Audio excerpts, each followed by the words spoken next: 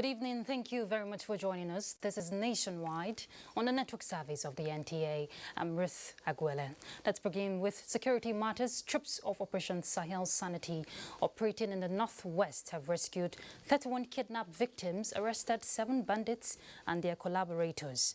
A statement by the acting coordinator, Defense Media Operations, Brigadier General Bernard Onyeoko, indicates that the victims were rescued in different operations and locations. 14 out of the 31 kidnapped victims were commuters rescued along Dusinma Yangtumaiki Road in Katsina State. Similarly, 1 bandit surrendered while 1 was killed during a gun battle. Brigadier General Onyeoko notes that 17 members of Yansaiki on 7 motorcycles were apprehended, while an illegal army dealer with a special ammunition concealed in his vehicle was apprehended in Riam, Barakin Lady local government area of Plateau State. These operations that span mostly, okay, that's it, that's the script.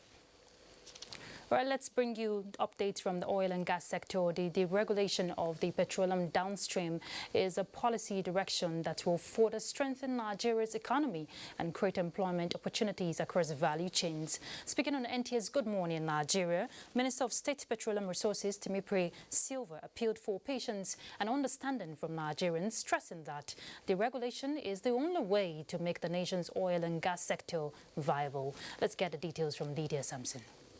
Deregulation of the downstream petroleum sector has continued to dominate public discourse, eliciting divergent views.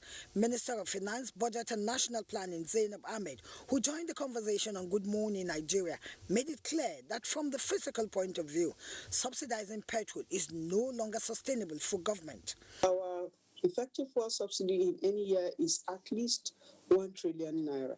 Imagine what you can do with 1 trillion naira in the health sector and in the education sector. It is a lot of money which we didn't have, so we needed to pull that back. And we now have to ensure that the regulator, PPPRA, makes sure that the market operators actually are pricing fairly, that their cost is reasonable, that they are not exploiting the people. Minister of State Petroleum Resources, Timipre Silva, gave examples with the deregulation of kerosene and diesel, which has led to prices being determined by market forces and the disappearance of queues. The alternative we're now introducing is gas, which is definitely going to be cheaper even than the subsidized rate of PMS. So what we are trying to encourage Nigerians to do now is to convert their cars to dual fuel. That means your car can use either gas or petrol, and that will be done for free. The minister said government is not unmindful of the challenges and impact at the early stage of implementation, but will provide variables to cushion the effects. The minister believed the Buhari administration should be commended for the political will to redeem Nigeria economically, assuring that Nigerians will be better off in the long run. In Abuja, Lydia Sampson, NTA News. Well, exactly 6 decades ago, a group of determined nations endowed with a rare but significant natural resource took the bold step of deciding their fate regarding benefits accrued to them. The outcome of the decision, now known as Organization of the Petroleum Exporting Countries, OPEC, has become a household name as far as global supply and pricing of crude oil is concerned. As OPEC marks a significant milestone, correspondent Lydia Sampson again looks at the role of OPEC in a new normal. 60 years ago, 5 developing nations, Iran, Iraq, Kuwait, Saudi Arabia and Venezuela, gathered in the Al-Shabaab Hall, Baghdad, to decide on a course of action that changed the course of history. They agreed to found the Organization of the Petroleum Exporting Countries. The brave and pioneering act of the then 5 countries changed the narrative in the global oil and gas market through an expression of a firm belief that cooperation and dialogue among nations are the most effective means of overcoming the industry's challenges. Though OPEC has faced highs and lows, trials and tribulations, yet 60 years later, it is still a unified intergovernmental organization. The fact that OPEC has evolved and thrived over the last 6 decades is a source of tremendous pride for the entire OPEC family. OPEC Secretary General Mohammed Sanusi Barkindo described the Baghdad conference as not just historic in all senses, but saw the common vision and wisdom of the founder members and led to the creation of a four-sided organization that grew in stature and influence to become a distinguished entity within the global energy community. Can help guide our organization and the petroleum industry to a bright and sustainable future despite the huge challenges that we are facing today. Barkindo said OPEC yet look forward with high anticipation to attend OPEC's homecoming in Baghdad in the very near future. This month, OPEC is also marking the 55th year since the organization's secretariat moved to the Austrian capital of Vienna. OPEC's outreach to non-OPEC partners yielded the historic declaration of cooperation, further elevated by the Charter of Cooperation. These historic decisions constitute a determination by 23 oil-producing countries to take the collective actions necessary whenever to contribute to oil market stability. In Abuja, Lydia Sampson, NTA News. On the judiciary scene, Chief Justice of Nigeria, Justice Ibrahim Tanko Muhammad, says if judges learn to live within their means, there will be very little room for temptation carrying out their judicial functions. Well, he stated this while swearing in 11 new judges for the High Court of the Federal Capital Territory. Let's get the details from Femi Okewo. In the last 3 years, the High Court of the Federal Capital Territory has lost about 15 judges to promotion to the Court of Appeal, retirement, and even death. For a court that has the second highest docket of cases in its plate next to Lagos, the swearing in of 11 judges by the Chief Justice of Nigeria comes as a big relief. Justice Ibrahim Tanko Muhammad called on the new judges to see their appointment as a call to national service and not an outlet for personal gains. You must be dispassionate and transparent in all you do as judicial officers. Justice is blind, non-discriminatory, and fair to everyone. As purveyor of justice and minister in the inner recess of good conscience, you must not look at faces, colors, creed, or race. And the judges are well aware of the task ahead. Well, as I subscribed before man and God, that we will do right to all manners of persons without fear or favor, and I will stand by it. The judges are to immediately commence a 2-month training and orientation, a program which the Chief Judge of the FCT High Court, Justice Ishaq Bello, says will lead them into the reality of their new calling. And now with this set of judges sworn in, the clamor by Nigerians for a quicker dispensation of justice is gradually being met. There is, however, still a yearning gap for the vacancies that exist at the various levels of courts in Nigeria. In Abuja, Femi Okewo, NTA News. A look at politics. Efforts to increase women's participation in politics and governance has again received attention. To this end, Partners West Africa Nigeria, a non-governmental body, organized a conference aimed at mainstreaming women into full participation in politics, even as the 2023 general elections draw near. Momso Demendati completes the report.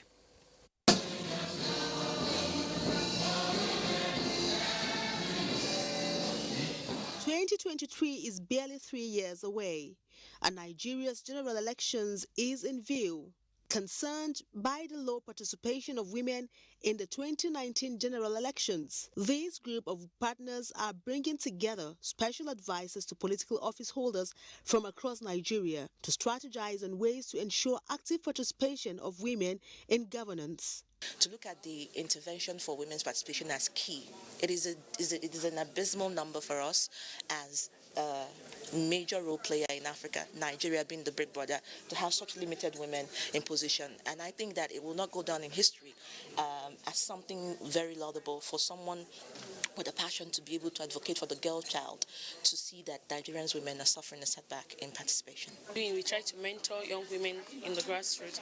We try to, expose them to, programs. We try to build them by organizing like trainings and workshops. Abiodun Essed contested for the position of a councillor in the last general elections. She lost, but this has only strengthened her resolve to try again. My story was all about the inclusion of women and the practical life experiences, not just women. When we now break it down to young women, we actually don't have enough young women in decision-making platform in Nigeria, and it's something we need to raise critical consciousness of people or women leaders across all sectors. Female advocacy, women in politics, and politics with value.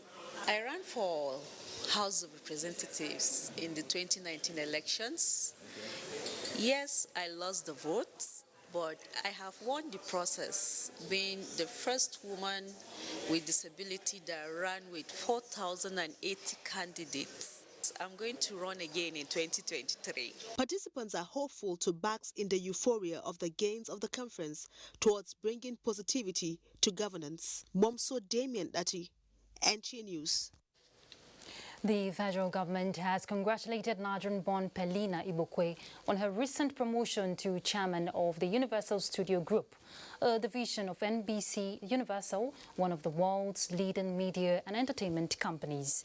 In a statement by the Minister of Information and Culture, Lai Mohammed, the federal government is very delighted at the news of the promotion, which is the latest in a string of successes that have been recorded by Ibokwe. The fact that in her new role, Ibokwe will lead the American company's growing global television studio business, which includes Universal Television, Universal Content Productions, and NBC Universal International Studios, is a pointer to the huge responsibility that comes with the promotion and a testimony to her capability. Ibokwe, the minister said, is an inspiration to millions of youths around the world, and in particular, those in our country's robust creative industry, and wished her success in her new role. Right, let's head to Lagos now as we join Adeola. She's going to give us an update on the Oshodi accident that occurred early hours of this morning between a commuter train and passenger bus. Adeola. Hello, Ruth. 8 passengers narrowly escaped death in the early hours of Monday when a passenger bus with Lagos registration number GGE 972GE suddenly veered into the train tracks while crossing the road at PWD Inward Oshodi and collided with a fast-moving commuter train in the process. The bus was dragged along for a stretch of the journey before the train came to a complete halt. Director General Lagos State Emergency Management Agency Dr. Olufemi Okeosointolu confirmed the incident. He said no life was lost and the injured passengers were provided with on-the-spot medical care and have been discharged. According to him, the wreckage of the bus has been safely removed to allow for a free flow of traffic. Now, plans by the federal government to upgrade police barracks nationwide have begun to materialize with the visit of the chairman of Police Trust Fund and former Inspector General of Police Suleiman Abba to some dilapidated barracks and facilities in Lagos. Nosa Osula has the report. The chairman of the Police Trust Fund, who was accompanied on the inspection tour by the Lagos State Commissioner of Police, Hakeem Odumusu, and the Commissioner in charge of Works, Department of Logistics and Supply, Aliu Abubakar, assessed the condition of Obalende and Ije Barracks at Obalende area, the Mopo 20 Police Barracks, and Police College at Ikeja. The most important thing is anything that will make your life more comfortable. The Police Trust Fund, particularly the Board of Trustees, which I chair, will make sure that we do it. Amen. Thank you, sir. And this is because President Muhammadu Buhari, who made this trust fund a reality. All of us who are Inspectors General of Police had been looking forward to the day when this trust fund will become a reality. The President Buhari-led administration had deemed it fit to kickstart the trust fund to improve the Nigeria police, especially in the areas of training, welfare, and a host of others for more reinforced internal security of the country. In Lagos, Nusa, Usula, NTA News. And efforts are on by interest groups and stakeholders to ensure that persons with disabilities participate actively in the electoral and political processes in Nigeria. This was the focus of a stakeholder engagement and voter education conference organized by the Albino Foundation. Joyken Abakuye reports. Building the capacities of the primary and secondary stakeholders in the electoral and political system to fulfill the objectives of INEC plus equal access to political and electoral processes is the reason for this conference.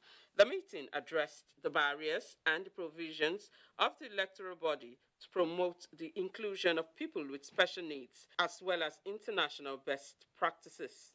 A democratic process that is exclusive, that is not inclusive, is a total rape on the democracy itself.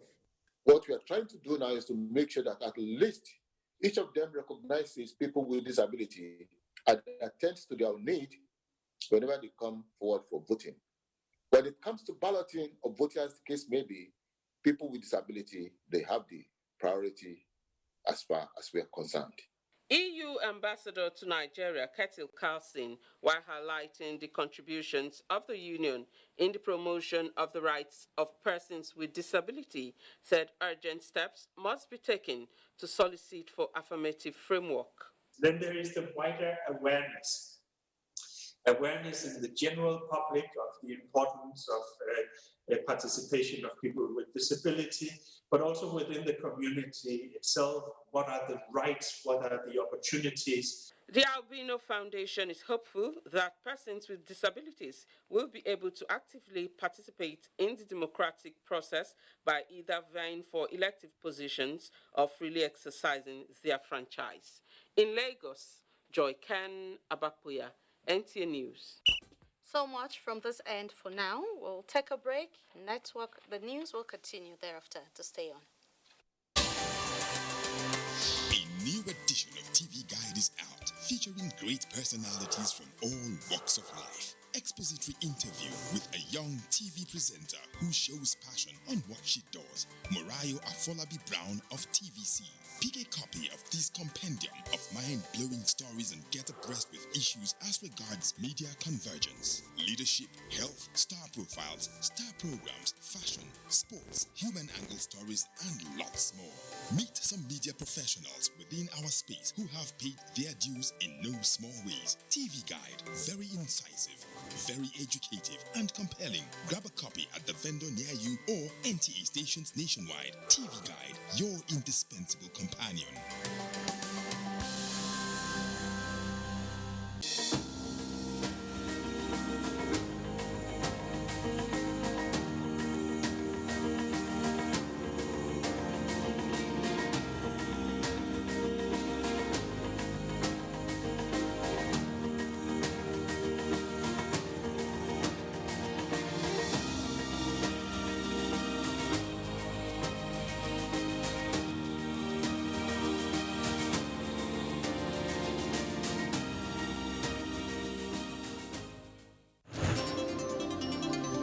NTA News 24.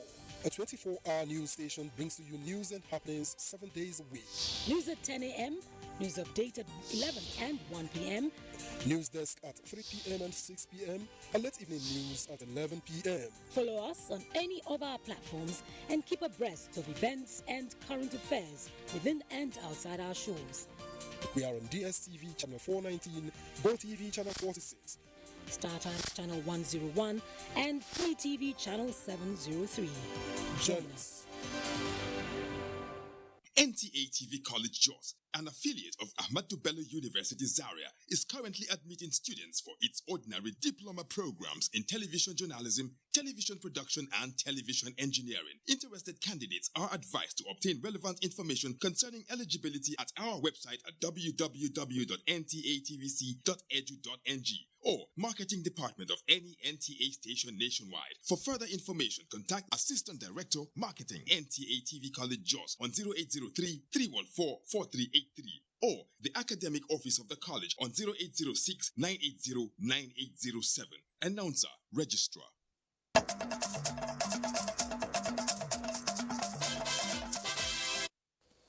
Welcome back. Well, following progress of work on Rigachikun Bridge along Kaduna-Zaria Highway, we hear it may open for traffic today. We're joining Abdullahi Mohammed live right away. He's going to give us an update. Abdullahi. Yes, Ruth. What's the update right now? We're hearing traffic may open. I'm sure people using that route will be delighted. All right, Ruth. Just take a look at behind me here. You can see that the road as it is now, I mean, the bridge is open.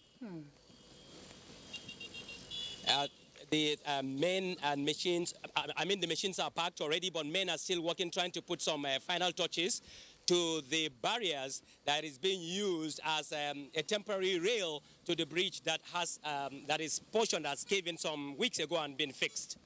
So we're expecting that in any moment from now, that traffic from up close to Kawo will be allowed to move through the bridge as it is now. In the next couple of minutes, I have seen the employees of the contractor driving down to remove the barrier that it is there, or indication signs that the bridge has been closed now will be cleared so that they will have access to the bridge. Okay, Abdullahi, did you try talking to some of the commuters there? How do they feel, after that long time of, tedious traffic? Well, Ruth, I would like to tell you that in the past couple of weeks I've been covering events here.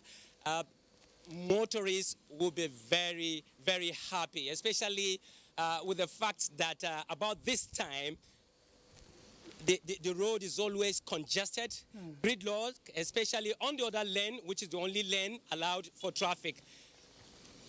And I will tell you also that around 6 o'clock, articulated vehicles are allowed to come in from Abuja toll gate, and that is always a very difficult situation for motorists once they reach this only bridge that the traffic follow as it is now.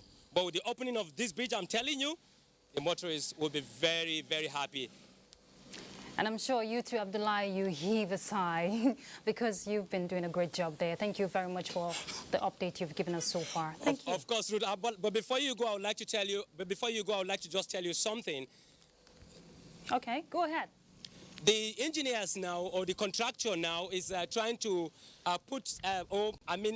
focus on fixing that other bridge itself, because I have reported several times that it is also in distress. Okay. So what they are doing now, if you take a look at what is happening over there in my camera, you will see that they are trying to tape it, indicating danger. And what they are going to do subsequently is to make sure that they demarcate it, and only one lane traffic will be allowed on that bridge for the safety of those people and machines that work on that bridge. So maybe tomorrow we'll see that happening. You can see that vehicles now have started following this road. Yeah. It means the bridge is now open. All right. Thank you very much, Abdullahi. We'll definitely keep in touch with you if anything arises. But we hope not for bad, but for good. Thank you very much. All right, let's look at flooding. Major highways linking Nigeria, Niger and Benin republics through Kebbi states have been temporarily shut down as portions of the roads were submerged by flood. Now, this is coming as President Muhammadu Buhari's delegation is in the state to sympathize with the government and the people. The delegation is headed by the Minister of Agriculture and Rural Development, Mohammed Sabo Nanunu. Musa Baba Aliyu will tell us more. There is not yet in sight any sign of relief for most communities in Kebbi State as flood waters continue to spread into more areas and outside the state, wreaking havoc along highways. Houses, farmlands, schools and health facilities have been submerged by the flood in 14 local government areas of the state. Highways like this one in Argungu, which link Nigeria and Niger, is partially closed as the 4 major bridges and culverts on the road are already showing signs of collapse. Military, immigration and other security agencies have been deployed to control vehicular movement. We are not here to only sympathize. We are here to give hope, to give confidence, and to assure our people that their resilience is acknowledged. In Bagudo local government area, almost all social and economic activities have been put on hold as the flood water has taken over most parts of the community. In the meantime, Minister of Agriculture and Rural Development, Mahmoud Sabananono, says the President has directed the ministry to come up with initiatives towards addressing food security in the flood-affected states. What I would appeal to our teeming population of farmers is not to give up because of this flood, but we turn this flood to our own advantage. We are going to prepare seriously for the dry season farming. Immediately the water starts to recede, we can take from the nurseries and plant. We have a variety that can mature under 80 days. And we are confident if we start a nursery with that variety now, we can harvest it before the weather becomes too cold for us to produce properly. The minister conveyed President Muhammadu Buhari's sympathy message to the traditional rulers in Gwandu and Argungu Emirate Council. From Birnin Kebbi, Musa Baba Aliyu, NTA News. All right, just as our next stop, as we join Zenret, she has some more reports for us. Zenret?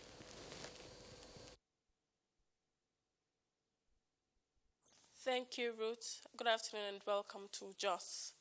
Former Deputy Governor of the Central Bank of Nigeria, Dr. Obadiah Mailafia, has said he did not mean to indict government that it had a hand in the killings in some part of the country, as may have been understood from an earlier interview he granted that went viral on social media.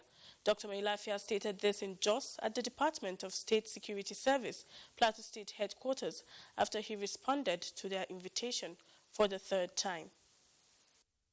I didn't really mean to say that the government was part and parcel of the killers. I implied that they could do better because thousands are dying. But if I had my way, I would have put it in better language. And I had no way of corroborating some of these things. I heard it. I couldn't have followed them to their camp to confirm, because I might not come back to tell the story. So that's the reality of the way I spoke. It will be recalled that Dr. Mailafia had, in a statement with a private radio station sometimes last month, alleged that a senior government official has a hand in the spate of violence in the country, on which the DSS have continued to invite him for further clarifications. In view of the ravaging effects of the COVID-19 pandemic that led to major setbacks in all strata of life, the National Association of University Students are equipping themselves with knowledge and skills of leadership and entrepreneurship to remain relevant in the society no matter the challenges. The report. The summit, tagged Leadership and Entrepreneurship, a foresight for emerging 21st century leaders, is aimed at ensuring that students are not left idle in this time of pandemic, but equipped with relevant skills that will build positive characters and widen their horizon. A successful entrepreneurial student leader has a clear vision. He knows exactly where he wants to go and how he wants to get there. When there are draconian policies handed down by management of institutions against the social interest and academic interests of students, the student union government fill the gap by asking questions, why? However, The failure of these student union governments have led to quite a number of social problems on our campuses. As young people, we also need to mobilize and galvanize ourselves and make sure that we also have the right set of people that will go into government and will represent us well. Speakers at the event were unanimous in their views that students must rise up to their responsibilities as leaders of today and the future so that their contributions to the socio-economic growth of the country will be valuable and goal-oriented. The takeaway by participants during the 3-day sensitization meeting for members of Jamaatul Nasrul Islam JNI First Aid Group in Jos is the importance of dedication, hard work and discipline as a hallmark of quality leadership. Salou Abdurrahman Mohammed reports that the meeting, which had in attendance officers of the group from the 17 local government areas of the state, was organized to equip the officers with relevant tools of leadership and administration. The JNI Aid Group is known for its service to humanity, provision of help to needy and less privileged, as well as coordinating activities in and around the mosques and other religious gatherings. It's in this light that the JNI Aid Group Plateau State Chapter organized a 3-day sensitization and meeting to its officers to equip them with leadership and stewardship know-how on how to tackle and handle challenges bedeviling the country. Whoever accepts to be a member must be wholeheartedly, responsible for his action, with the mind that he is not only helping a section of humanity, because the whole aim of this Nigerian Aid Group is to assist humanity. It's an aid group aiding in turn in the issues of health and issues of day-to-day running of the administration, seeking assistance from the general public and also communities, to the extent up to the government level. Chairman of Jos North Local Government Council called on the officers of the aid group to restore its past glory and commended the organizers of the meeting, saying it's timely and necessary. In Jos, Salou Abdurrahman Mohammed, NTA News. That's our contribution from Jos. Ruth, it's back to you.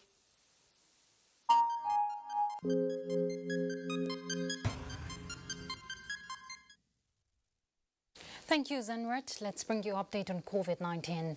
The Nigeria Center for Disease Control has confirmed 79 new cases of COVID-19 in the country as at 13th September 2020. Lagos has 30, Kaduna 17, Ogun 7, and Anambra has 5.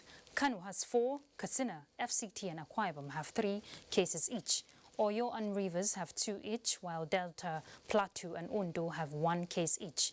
Total confirmed cases are 56,256, discharged 44,152, and 1,082 deaths recorded so far. The Federal Ministry of Science and Technology has inaugurated a committee to authenticate claims of herbal COVID-19 remedy by researchers, scientists and traditional medicine practitioners in line with the determination to finding a homegrown solution for COVID-19 in the country. Justin Bem-Unye reports. Nigeria had, before the index case of COVID-19, began its quest for a homegrown remedy for the global pandemic. A move which is in line with the government's desire to diversify the economy. This is also the desire of over 170 other countries for enhanced access to COVID-19 vaccines. As COVID-19 remains a significant threat to the health and well-being of Nigerians and national economy, having had no cure yet, the Federal Ministry of Science and Technology says it is committed to work with relevant stakeholders to urgently develop a homegrown remedy vaccine. This led to the inauguration of a ministerial committee on COVID-19 herbal remedies and natural compounds to review and give further guidance on several claims and submissions on COVID-19 cure. We wish to reiterate that we promised a 36 million naira financial reward to any Nigerian researcher, scientist, or traditional medicine practitioner that develops an effective vaccine or cure for the disease. We therefore charge this committee to vigorously scrutinize and evaluate all claims brought before it with a view to identifying the remedies, natural compounds with the brightest prospects of providing protection and healing to those affected or at risk of contracting this deadly disease. The minister is optimistic that the discovery of a cure for COVID-19 in Nigeria would enhance the standing of the country in the Committee of Nations, accord Nigerian scientists deserved recognition, as well as generate foreign exchange earnings for the nation. In Abuja, Justin Bemunyi, NTA News. And to all the present health concerns, more than 7,000 women in 2 local government areas of Nasarawa State practice reproductive health to better their condition and reduce mortality rate. Discussing wider acceptability of the initiative at a media roundtable in Lafia, stakeholders say more needs to be done. Jamila Abubakar reports. Aisha Lassan is a teenage mother who before now knows little about family planning, but today she practices it. Because I want to take care of the one when I born before I get another pregnant. If not, this boy is too small. In Nigeria, 1 in 5 young women from the age of 15 to 19 have begun childbearing, and more than 4 in 10 women are married by age 18, according to UNFPA statistics. It is on this premise that the Society for Family Health, in collaboration with the Nasarawa State Ministry of Health, is educating teenage girls on reproductive health and the need for family planning so as to reduce poverty and number of out-of-school girls. The 4.5 years project is designed to educate and train adolescent girls, mostly married, on reproductive health and vocational skills, with pilot scheme in Karandoma reaching out to 10,033 adolescent girls, with 525 of them returned to the facility for follow-up. Every health facility, every health care worker is able to provide those kind of services. Then adolescents, the issue of stigmatization and labeling will not happen, and that is the plan we have as a state. Stakeholders say the project will protect and improve girls' sexual and reproductive health, which will mitigate barriers like unwanted pregnancies and VVF that hinder married teenage girls from attaining their envisioned future. The human-centered design approach actually focuses on ensuring that the girl or the final recipient is at the heartbeat of the intervention. The project is currently going on in 8 states of the Federation. In Lafia, Jamila Abubakar, NTA News. Well, as Nigeria continues to bask in the euphoria of polio-free status, advocacy for sustainable wide immunization coverage has commenced in earnest for the country to maintain the feat. Well, experts are, however, drawing attention to other areas that may need to be addressed. Uche Ugochukwu reports. Nigeria has conquered poliomyelitis after many years of trial and errors. Now that it has succeeded, a fresh battle that borders on public health are stopping open defecation, poor sanitation and promoting good hygiene practices to prevent the resurgence of the virus. This now gives key players concern as white polio virus is yet to be eradicated in 2 Asian countries, Afghanistan and Pakistan. If we keep our environment clean, there will be no diseases. What I will do as a mother is to ensure that I immunize my child. We need to forget and stop this flair for going for campaigns, going for outreach. No. We should ensure that we strengthen our primary care centers to deliver on immunization. The consensus is that Nigeria must maintain a formidable disease surveillance and collaborate with all implementing and donor partners. The next thing is for us to continue to make necessary contributions to ensure that other countries of the world like Pakistan and Afghanistan are also polio-free. How? Contributions in which Rotarians are making to the Polio Plus Run.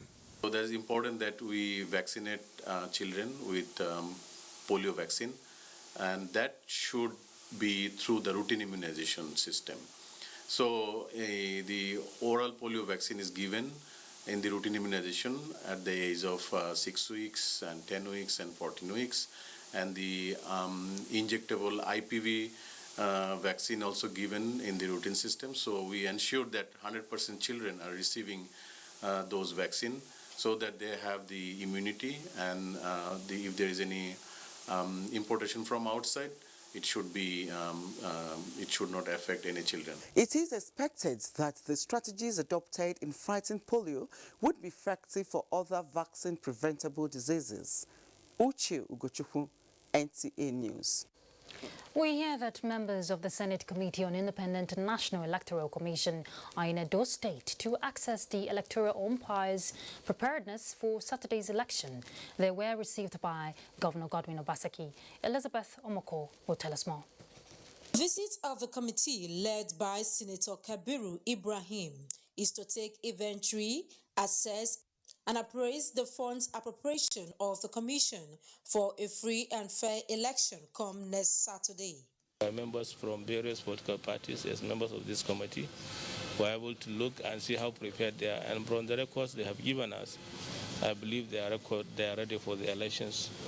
Governor Godwin Obaseki expressed concerns over the election and wants the electoral umpire to reassure those citizens that the election will be free and fair. We can't continue to nurture a democracy where voter participation is so low. It's 21 years into our democracy. We just have no choice but to continue to strengthen it. Edo residents will, on September 19, decide who governs them for another 4 years. In Benin, Elizabeth Omako, NTA News. Let's take another break. We'll be back shortly. Stay tuned.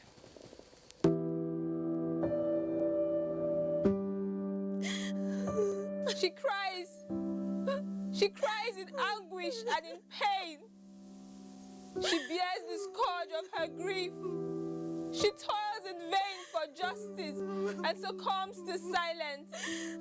He gloats over his malady. Like a beast, he pounces with no remorse. Her cry means nothing. Her pain feeds her shame. Like an orphan, she's left to grieve in solitude.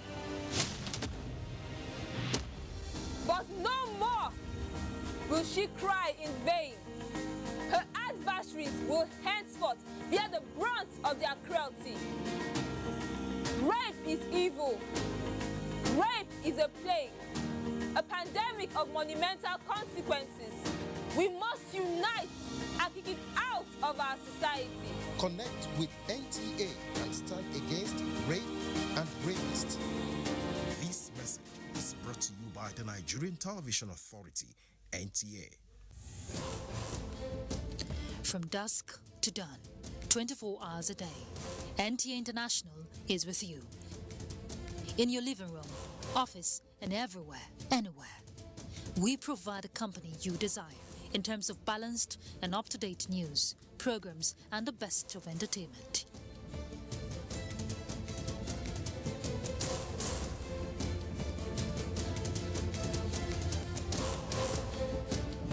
Tune in to DSTV channel 251, GoTV channel 91, Freeview channel 264, or live streaming via www.visiontv.co.uk. Application for iOS or Android. Intelsat 901/332.5 degrees east. You can also see us on Facebook and YouTube for quality content on the go. NTA International, Africa's window to the world. ICPC and NTA say you can help Nigeria to flatten the curve on COVID-19, just as you can help flatten the curve on corruption. Follow transparency, accountability, and integrity just as you follow health guidelines. Stay home with integrity and maintain your distance from corruption, just as you stay away from COVID-19 by maintaining social distance.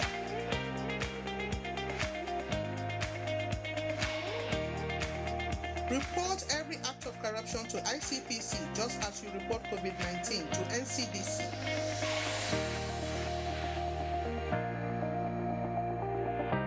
Stay away from corruption, stay safe from COVID-19.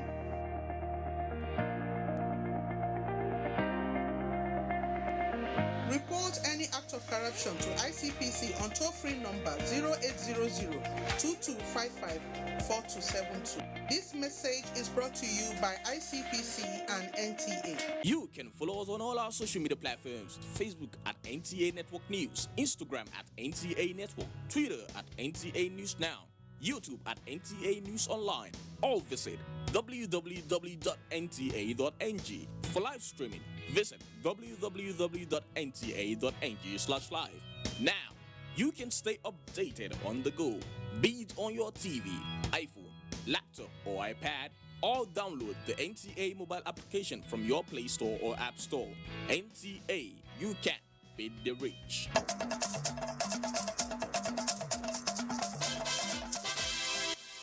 Thank you for being there. Let's go over to Maiduguri as we join Mohammed. He's going to bring the next set of reports.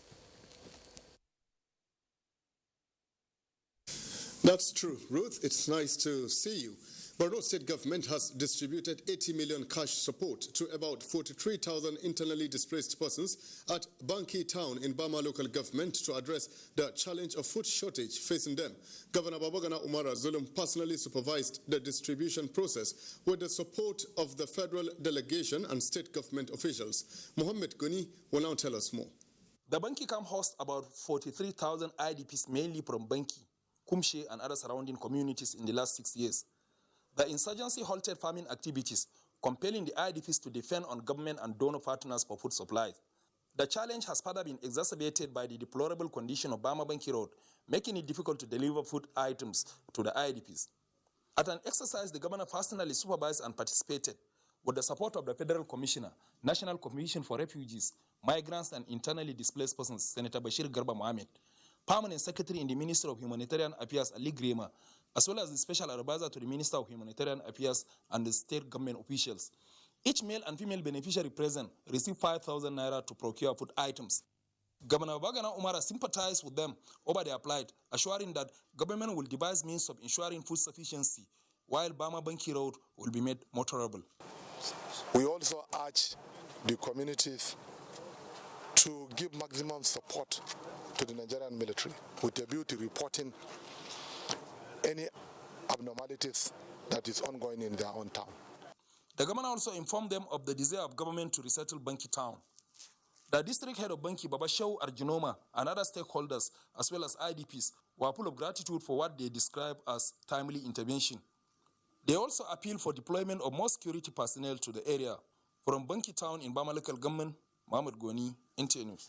In a bid to consolidate government's effort to meet the healthcare needs of the citizenry, particularly the vulnerable, National Youth Service Corps, Borno State, has organized free medical outreach to internally displaced persons taking refuge at the NYSC IDP camp, whose communities were ravaged by the Boko Haram insurgents. Jadwa John Jesney has the rest of the story. This is not the first time the NYSC Borno State is reaching out to IDPs taking refuge in its permanent orientation camp situated in Maiduguri, the Borno State capital. This continued act of kindness has put smiles on the faces of the beneficiaries as they showered encomiums on the scheme. With one voice, we say thank you. We have several times received the support of the NYSC in terms of health and education.